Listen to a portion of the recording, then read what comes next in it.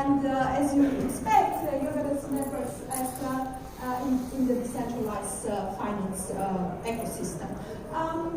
So decentralized finance, obviously you know very well, this is a system that is growing and it has been exploding over the last 2 years. So it basically went from 0 to maybe $500 million right now, and it's fluctuating around this level. What is more interesting is this picture that you have there, and what you see there is what we call a core periphery network. So that is you see there users. It's much better with the doors closed. You see there the users of several of these basically new financial services that are offered on the blockchain. So you have somewhere there you have Compound, which is a platform for lending, collateralized lending, where the collateral is crypto. And what is interesting is you see that you have some of the users are specific to each of these platforms, but many of the users are common to the different platforms that you have over there, and that is what we call core periphery. So the core are the ones that are common, that are common to these setups. So we've seen this kind of core periphery networks in the financial system, and basically all types of financial systems look a little bit similar to this. So you have a bunch of central nodes, and those are very critical to the system, and it's very important to understand them. What is important in the decentralized finance setup is that when you see this picture, you realize that you need a viable form of transporting value from one part of the ecosystem to the other, and that would be a stable coin. And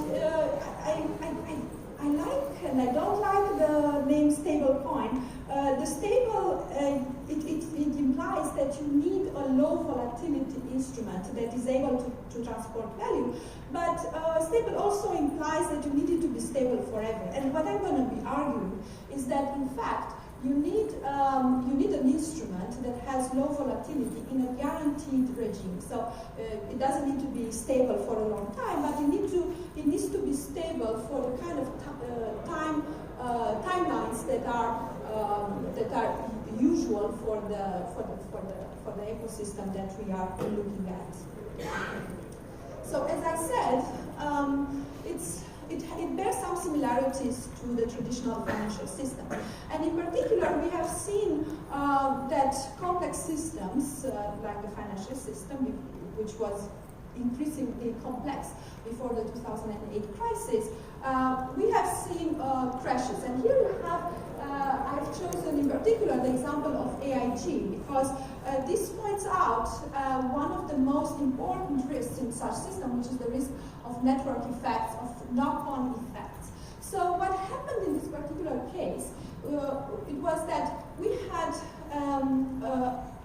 exponential growth in an asset class, credit derivatives.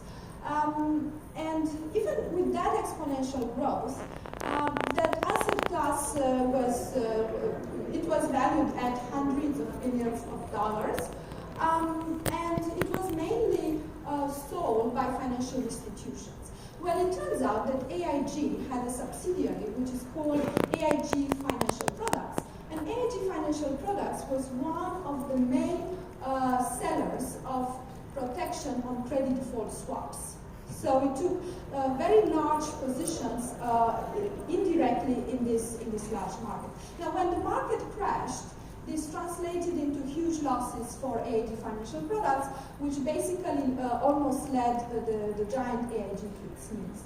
So, and it needed a huge bailout, and eventually this also went to the overall market. So you had this big crash. Another important point and another important lesson that we have seen in the financial crisis is that a market which could be initially quite small, so it was, well, relatively small, right? Because we're talking here about hundreds of billions of dollars. Well, it translated into losses that eventually ended up in the orders of trillions of US dollars. So we ask ourselves, is it something that could happen again in this new and decentralized finance setup? And we hope that it's different this time. So the problem that we are trying to solve in our work is the fact that we have little formal understanding of these systems. And there are complex feedback effects, and as I said, some of these feedback effects are new, and some of them bear some resemblance with what we have seen in the traditional markets. And what is new, however, to these markets is that we do not have a truly stable asset that is readily available for transport, for transactions, and essentially transport of value from one part of the ecosystem to the other part of the ecosystem. And what we hope is that stablecoins will come and fill in this gap. Now, this is, of course, contingent on understanding and having a this complex interaction of agent that does not go into the direction of creating and materializing large risks. So, what we do is we develop a model. We're going to be looking at non-custodial stable coins, and that's actually very interesting because, well, in the traditional markets, the way we responded to the crisis was to create clearing houses, and the risk management for very large volume of financial derivatives is now transferred to this huge and actually systemically important institutions, which are the clearing houses. And now what we are looking into is decentralized finance, where we are hoping that a system is able to fulfill in a decentralized way a basic function. And the basic function is risk management, understanding and managing the risks which affect that system. So it is not clear out of the many designs that we see out there which one is able to fulfill this very important role. And very basic function, if you think about it, it's risk management is really what underlines the stability of any financial system. So as I hinted, we need a form of money that has low volatility and that is adapted to the blockchain. And I do think that a stable coin remains a stable coin in the sense that forever low volatility, that remains a holy grail. So what our work shows is that instead of that, what we have is we have regimes. So we have a financial instrument that fulfills this role only under a certain regime which we call stable. And under another regime which is unstable, well, it could be that the volatility of this instrument increases, right?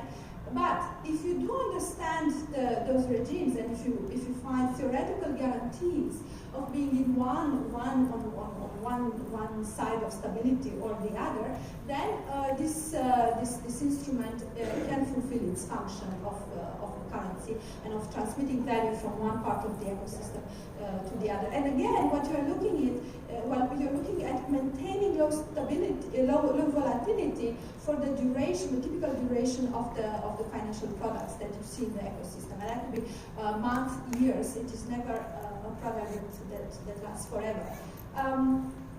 So our work explains actual stablecoin movements, and what is also very interesting in this new setup is that the layer, the economic structure, the financial structure, and the underlying blockchain structures, they could lead to different types of incentives, and they could there could be different types of attacks that are novel and we have not seen in traditional markets. So with cryptocurrencies, and of course we had blockchain, we had the first form of money that is truly adapted to internet. And now with Ethereum and with the generalized crypting functionality, I think that the promise is to have financial contracts that are adapted to the internet, And we also have the promise of having risk that is managed in a decentralized way, as opposed to the traditional finance where you need where you need the clearing houses. But just like a clearinghouse, it wasn't entirely obvious how to design one. It wasn't at all obvious how much capital there should be locked in a clearinghouse. I think that there is a challenge into making this happen for the decentralized finance.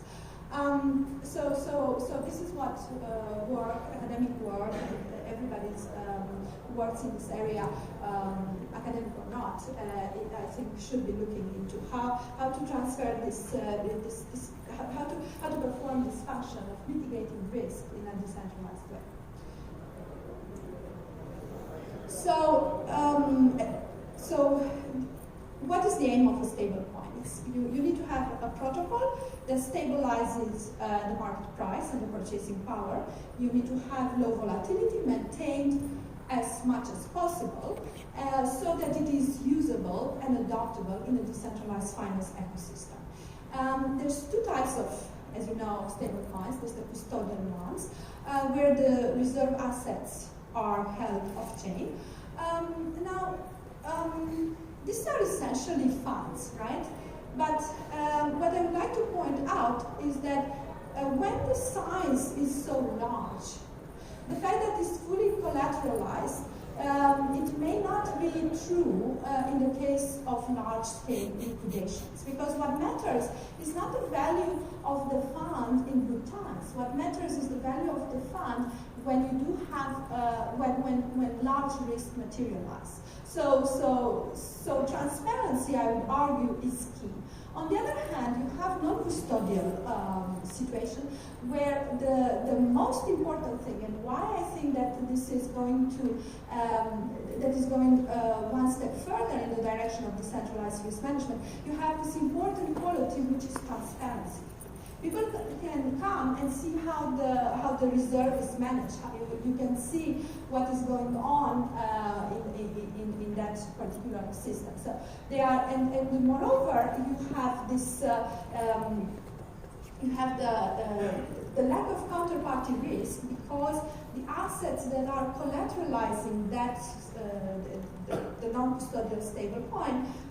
They are held on chain. So basically you have access to the collateral, and agents in the system are all responsible to manage for the risk management. But importantly, all agents in the system, they have transparency about what is going on in the system. So this is a huge distinction between these new systems and the old ones. So I have here kind of a slide which summarizes the different risks that are involved in the different types of stablecoin. So you have on one side, you have the custodial stablecoins, which, as I said, they are very much like a fund where many of them, they have 100% reserve.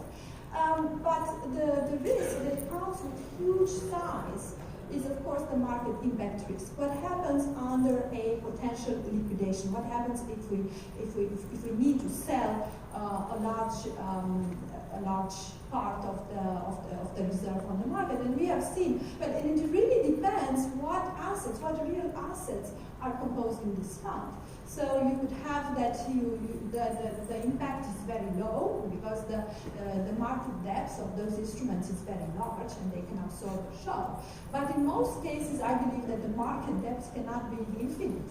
So it really depends. On what assets are actually held, and moreover, who is going to step in when such large amount of assets could potentially be disposed on the system. So if they are not fully collateralized, we have also counterparty risk. But what is also very interesting, and I think this would lead to novel academic research, is a new type of bank run risks. So bank runs, they are something that have been also cited as a cause of the financial crisis. So in a traditional bank run, and by the way, these large custodial stable coins structures, you can also think about them as a narrow bank. And what is a narrow bank? Well, the basic function of a narrow bank is to take money from depositors and invest it in assets. And it could be that those assets are very highly liquid assets and high quality assets. Nonetheless, if one of the important risks for a narrow bank and for a bank in general is what is called the bank run. What if the depositors, they go into an equilibrium and they all decide they want to withdraw their funds? Well, then the asset side is going to be liquidated. So the parallel to that is, what if all the stablecoin holders will want to have a global settlement? Well, then you're going to need to liquidate all the collateral, and this is a problem. Now, the way to bank runs have been solved in traditional financial systems is by deposit insurance. So we all have our deposits and they are insured by the government up to a certain level. Well, this wouldn't happen in such a custodial stablecoin setup, and as I said, the danger would be when one of these would be extremely large. So you ask yourself, well, what would happen in the case of a bank run? And what is more interesting is that, well, as I told you, I see networks everywhere. So what is interesting is that the depositors here, they're not like randomly chosen, right?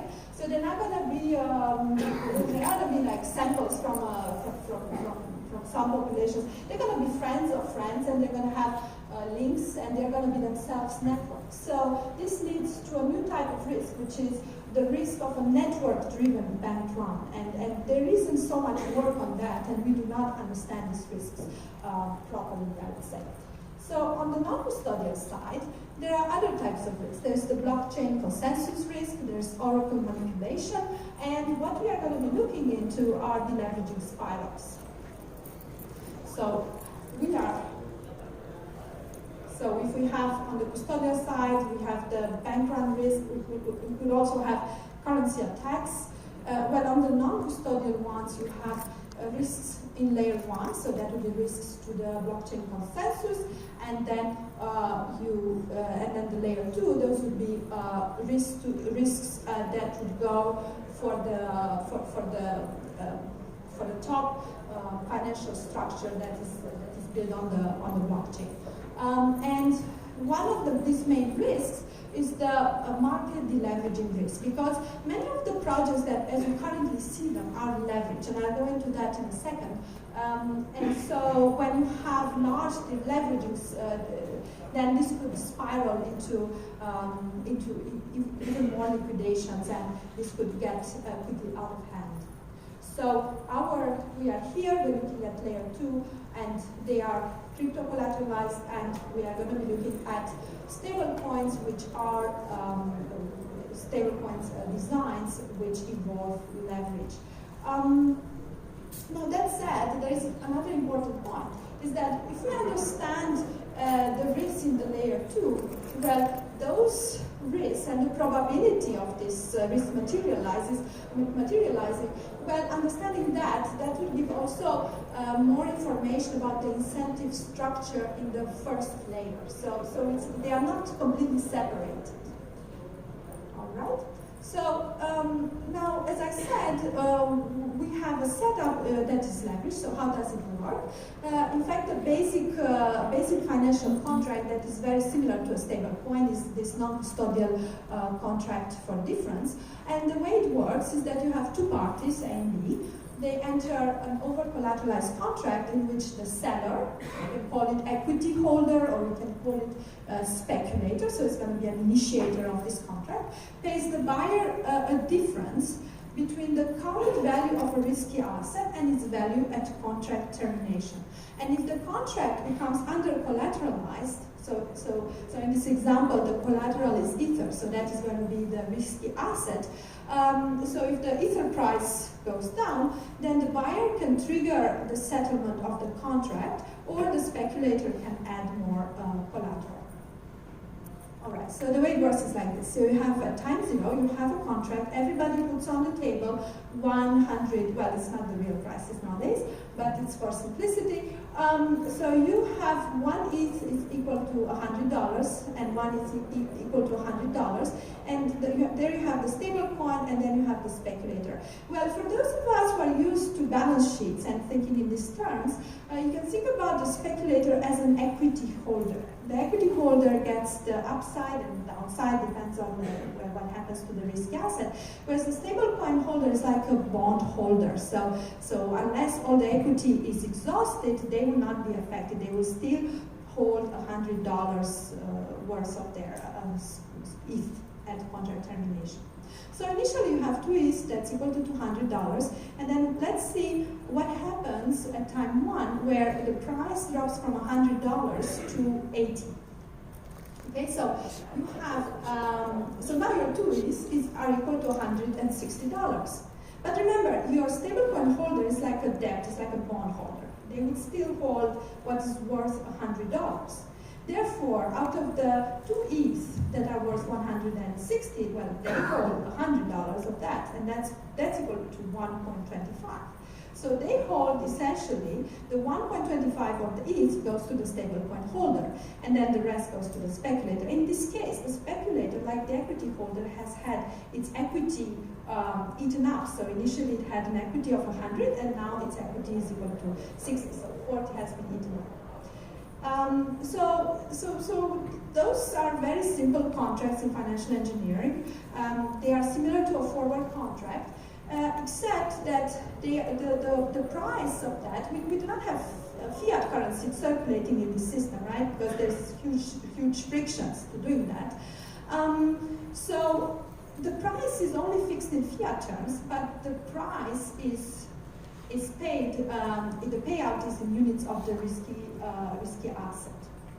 Okay? So now what are stablecoins? Stablecoins are variants of this, so they're variations of this.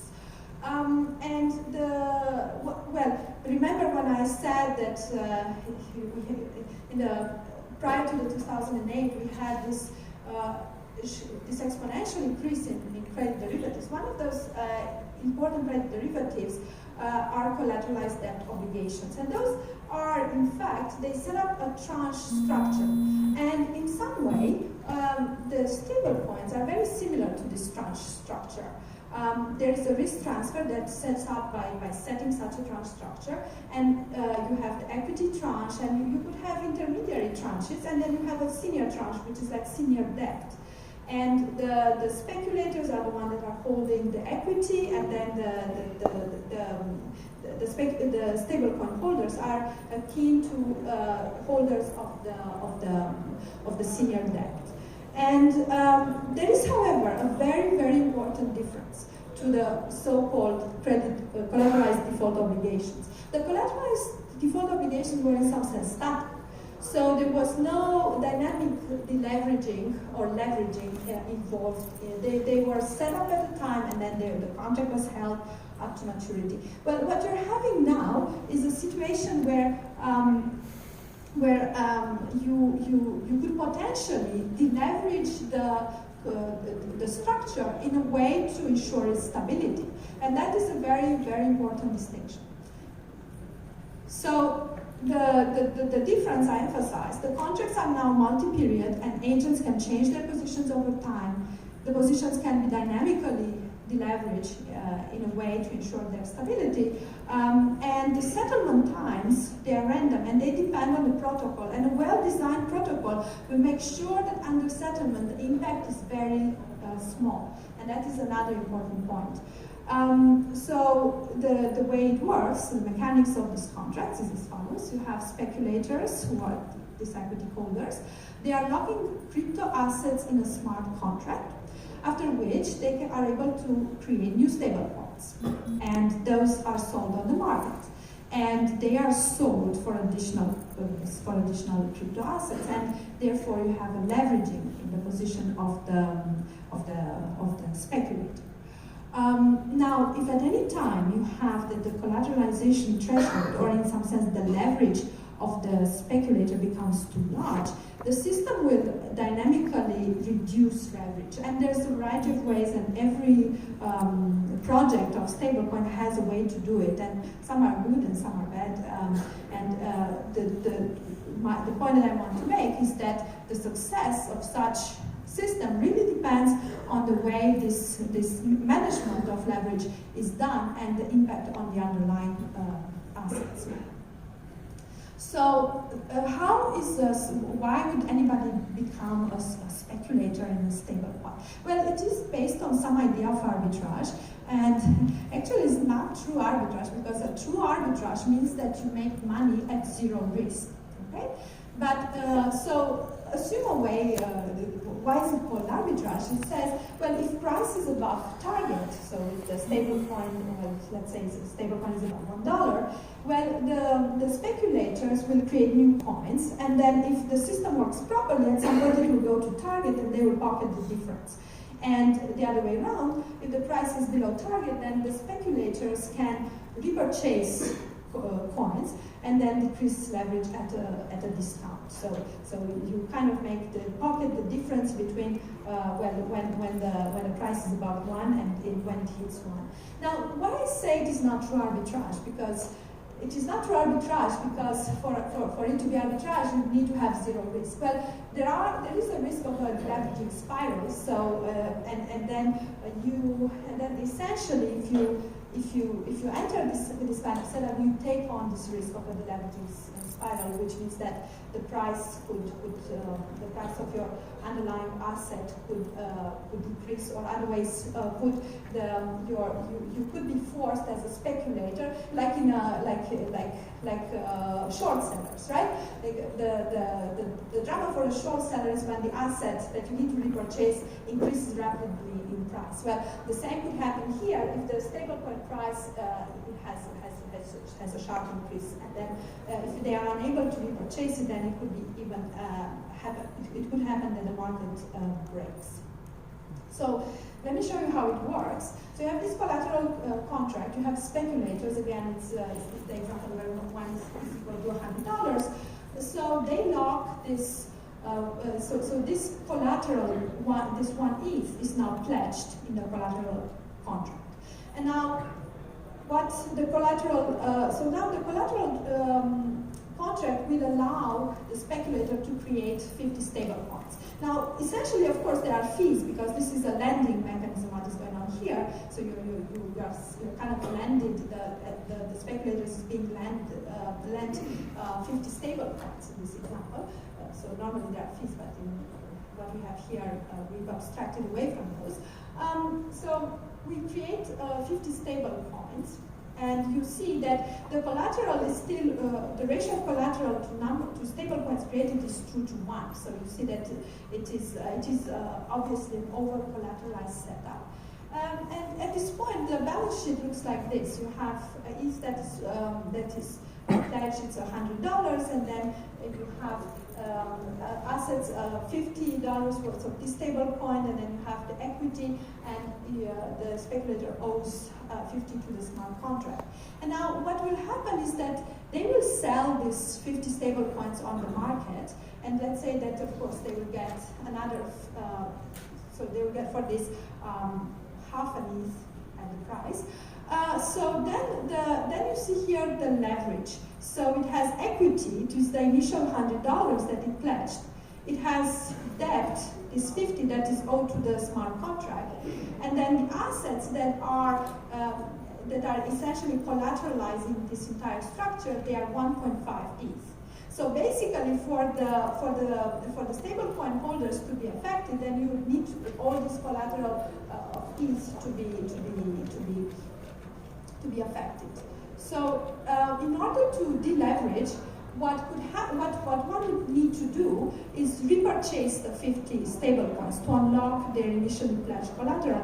Well, as I said, and one of the biggest risks is what happens if the price of this stablecoin increases in a market similar to what happens to short sellers. All right. So. Now, there is also the protocol. So the protocol, if the collateral will decrease below a certain threshold, then the system starts to liquidate. So it has an inbuilt mechanism of deleveraging. Okay, and it can also be globally settled, this entire system, and then the stablecoin reserve being bought back by using the collateral. So The model that we're looking into is a model with two types of agents, the stablecoin holders and the speculators, and they have different risk profiles, right? So the speculators, they want to make this so-called arbitrage, and they are interested in maximizing their profit over time. And whereas the other ones, those are the stablecoin holders, well, those are agents who are motivated by holding an asset that they deem as stable, and stable for as long as possible. So we emulated the stablecoin protocol, which has global settlement, but we can have different design choices. So you have, as I said, the agents, the stablecoin holder, they chooses portfolio weights in order to seek stability, and the speculator chooses leverage in a speculative position. The assets are Ether and the stablecoin. The price that we get in our model is the price of the stablecoin, because remember, what we want to look is, do we have spirals in which the stablecoin price increases, then you have to liquidate more, then the stablecoin increases even more, and you have to liquidate again. And the way we find the stablecoin price is by clearing the market, basically equating the demand and the supply. So the model works like this. You have that in each period, so it's a dynamic model. The new Ether price is revealed. We update Ether expectations. The stablecoin holder decides on the portfolio weight, so the stablecoin holder can keep part of its wealth in ETH and parts of its wealth in stablecoin. And now the speculator who sees the demand can decide on leverage, and then you clear the market. Okay? So the stablecoin's motivation is to maximize the next period's return. And it's subject to several constraints. So there's the liquidation constraints that comes from the protocol. So basically, if you reach the threshold beta, you need to deleverage. But then it could be that the speculator, this market maker, is going to deleverage by themselves, depending on the kind of risk profile that they have. And typically, what they are looking is value at risk. So they're looking at the probability. They want to set bounds on the probability to be liquidated in the next period. So we have several results. And our first result is that there is a bound on the ability of a speculator to maintain the market. And you can find this with formulas that depend on the volatility of the underlying assets, on the beliefs of the speculators on the underlying asset. The bottom line is that you need to have a cushion. You need to have sufficient spread between the total ETH capital that agents are willing to put in the stablecoin market. And what I'm talking about is the capital of both speculators, but also the stablecoin holders, the other agents who have also the possibility to keep ETH as it is and not transfer it to the stablecoin market. So if you look at total capital that could enter into the market, the difference between the total collateral that is required to maintain the current market, so that is taking into account the over-collateralization, you need to have at least beta times what you currently have in stable coins, but that must be sufficiently high. So there's a lower bound on that. And if that bound is broken, then the market cannot be maintained, it cannot be cleared. And the other analytical result that we have is also that the speculators, they have limits on how quickly they can reduce leverage. And then you have these deleveraging spirals, which happen because the speculators, they need to repurchase stable coins at increasing prices. And when you have this kind of increasing prices, we have seen all this in financial engineering because those are convexity effects.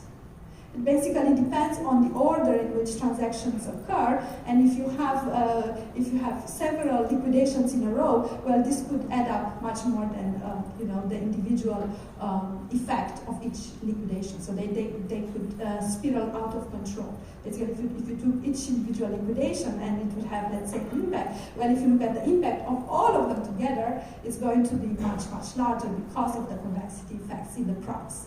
And this brings me to the point that you need financial engineering to decide on what those prices are, because you need to see how this, you need to understand this convexity effects. So the way it looks is like this. You have first, let's say, demand is equal to supply, and then there you have the collateral, and then you have the price minus Z1 for the stable coin. And now you say that you try to reduce there's a liquidation, you reduce the supply, then you eat the collateral, then so we make an assumption in the model that the demand, the weight of the stable coin holders are placing in this market, they have a fixed weight. And so what happens is that when the price of the stable coin increases, well, then they will decrease the demand because they keep a constant weight on the stable coin. So then this will decrease, and then you will have further liquidations.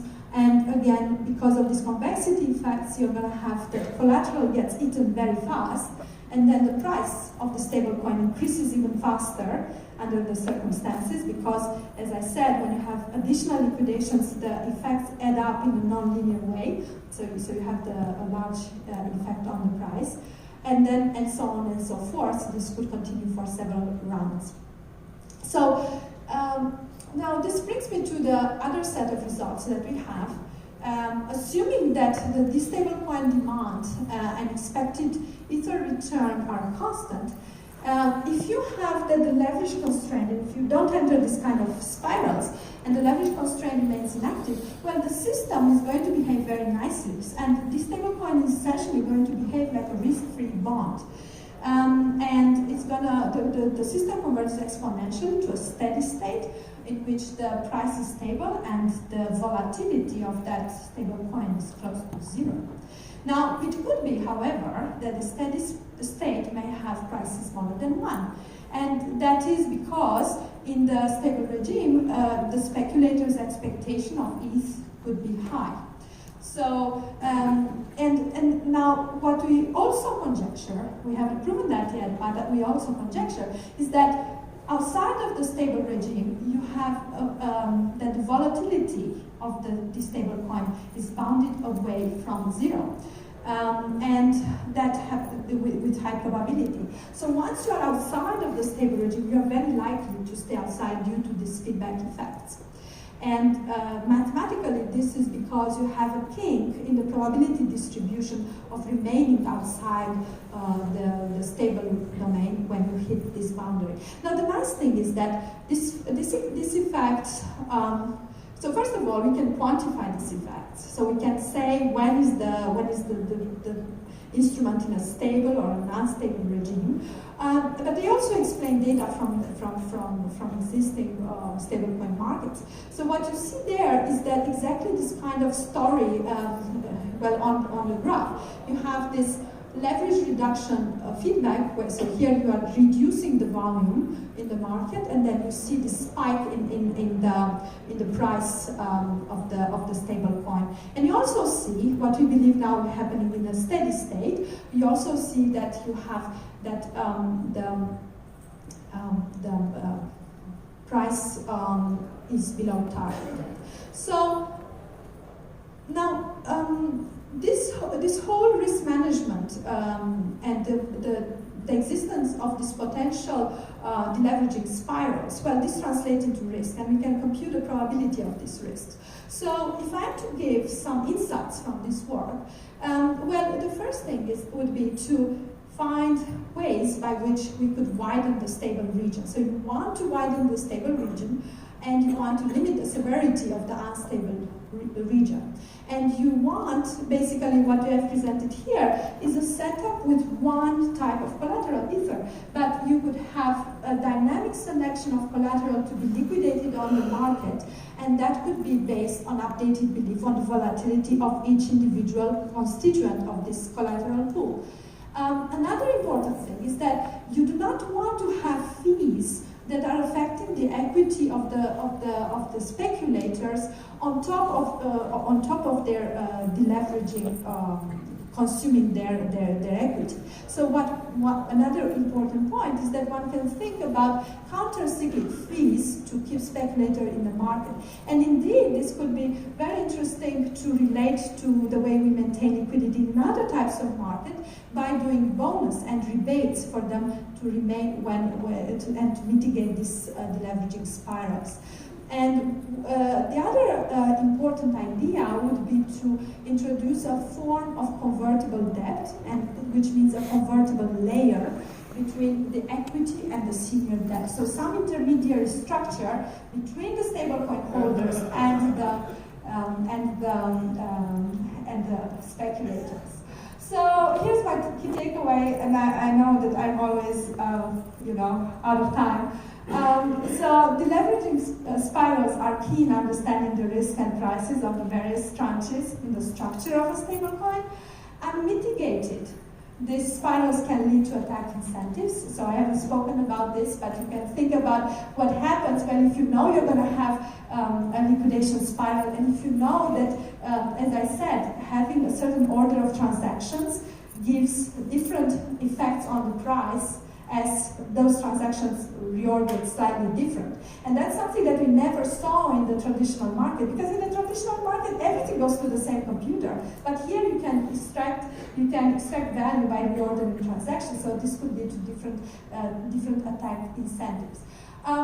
So this underlies also the high level of liquidity risk management needed to make these assets stay stable as long as possible. Okay, thank you so much.